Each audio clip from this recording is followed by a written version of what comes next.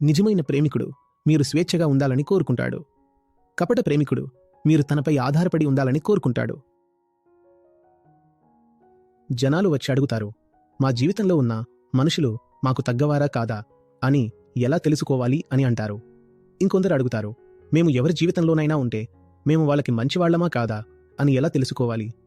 ఇంకా ముఖ్యమైన ప్రశ్న ఏమిటంటే, ఒకరు మా జీవితంలోకి వస్తున్నారు, దానివలన మంచి జరుగుతుందా లేక ఏదైనా సమస్య అవుతుందా అని ఎలా తెలుసుకోవాలి అని అడుగుతారు. దానికి పరిష్కారం చాలా సులువు. మీ జీవితంలోకి ఎవరైనా వస్తే మీ జీవితంలో ఏదో మారుతుంది.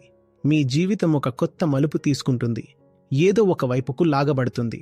మీరు ఒక్క ప్రశ్న అడగాలి, నా జీవితంలోకి వచ్చిన వ్యక్తి నన్ను తన వైపు లాగుతున్నాడా లేక నా నిజాయితీ వైపు, నా గొప్పతనం వైపు, నా మంచితనం వైపు లాగుతున్నాడా?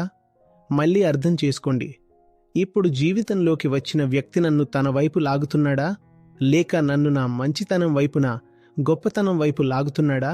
ఒకవేళ అతను మిమ్మల్ని తన వైపు లాగుతుంటే అది ఒక రకమైన బానిసత్వం. అదే అతను మిమ్మల్ని మీ గొప్పతనం వైపు లాగుతుంటే అతను మీ జీవితంలోకి స్వేచ్ఛ ఇవ్వడానికి వచ్చాడని అర్థం. సంబంధం విలువ ఏంటి, ఆ బంధం నాణ్యత ఏంటి, ఆ బంధం మీకు మంచిదా కాదా అని తెలుసుకోవడానికి ఇది ఒకటే మార్గం.